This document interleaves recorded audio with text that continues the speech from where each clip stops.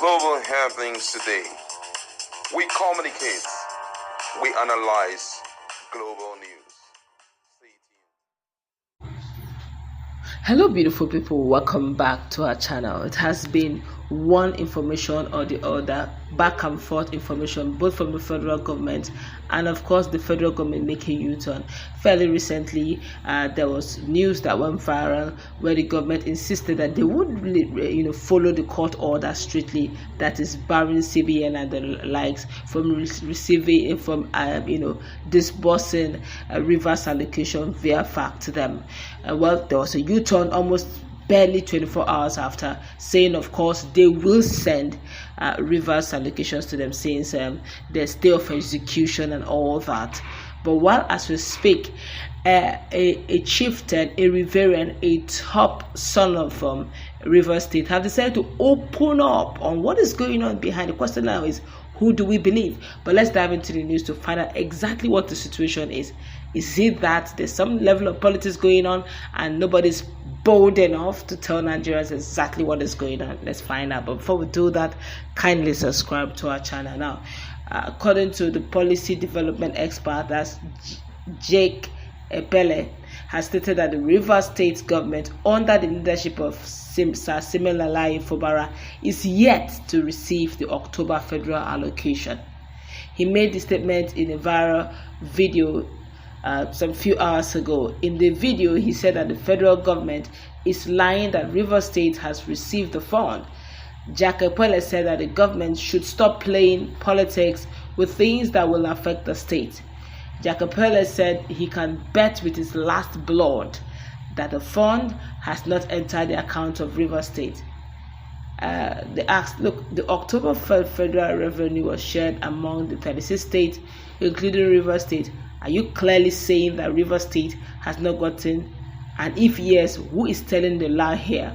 He replied by saying, I can bet the last drop of my blood that Rivers has not received the fund, except that fund hit the account of Rivers State Treasury by 12 midnight. As said this morning, going by what I know, the fund has not been received by Rivers State government. We should stop playing politics with things like this. One, of course, it has generated a lot of reactions when Nigerians are wondering what is truly going on. And of course, the convener of the Pan-Niger Delta Forum, Chief Edwin Clark, have spoken extensively on what is also going on. Now, according to me, he talked about the issue of the 27 lawmakers, defected lawmakers.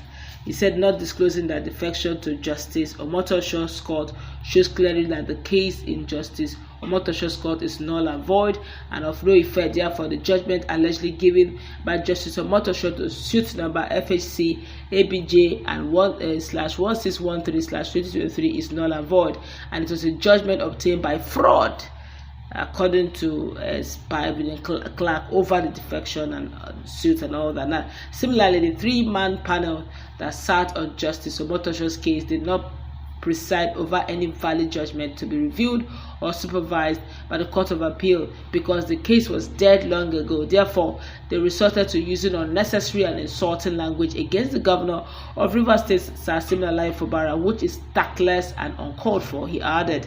Now, Clark also alleged that the FCT minister and the lawmakers were doing everything possible to undermine Rivers State Governor Fubara, adding that the president, Tinubu, had failed to call Wike to order. He criticized Wike for having no respect for the constitution, stating that Nigerians would one day ask the president why he allowed the minister to breach the constitution on several occasions. He, that's Wike, wants to bring down the government of Fubara at all costs and without justification. Everybody in Nigeria heard him threatening the government of Fubara, an innocent governor, and the impression is being given that some people are above the law, including the former Speaker of the Rivers State House of Assembly, Martin Semohile, and his 27 colleagues. Mr. President, I quote him word for word, said Mr. President has been called several times to call the minister to order because a minister cannot disobey the Constitution of Nigeria, yet Mr. President looks on. We have respectfully appealed to President Bola Tinubu on several occasions to call Nyesom Wike to order. or prevent him from breaching the Constitution of Nigeria. But unfortunately, Mr. President has failed to carry out his duty as the #1 citizen of this country. Nyesom Wike, who is a serving minister in President Bola Tinubu's government, has no regard or respect for the Constitution of Nigeria.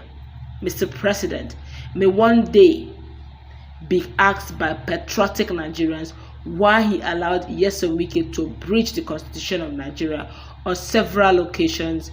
The statement was made. Well, this is getting interesting. 1 minute it is Sir Jack speaking up that, look, what is all this hanky-panky going on?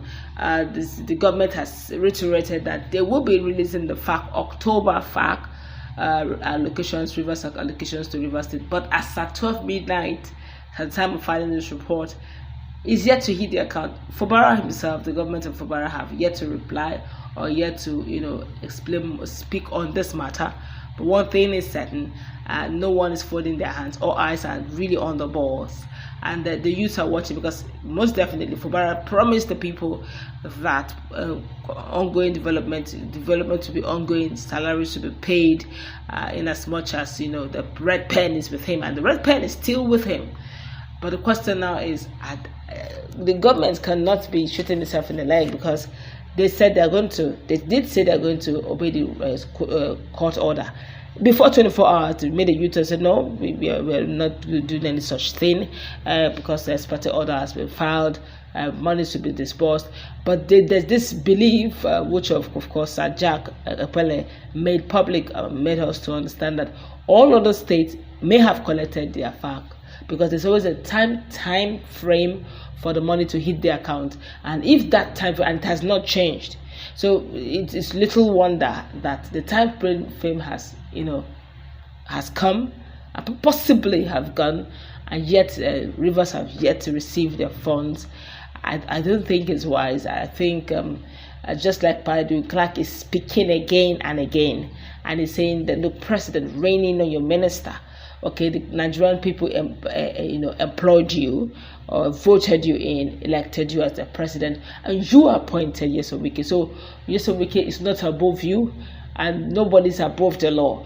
But it's as if there are some persons that are more equal than the other, and it's as if that Nyesom Wike, by default, based on what Pa Edwin Clark is saying, is above the law. Constitution are being breached back to back, and they're saying, look, rein in on your minister. And apparently, the president or even the presidency have not reacted to all of this drama that is unfolding.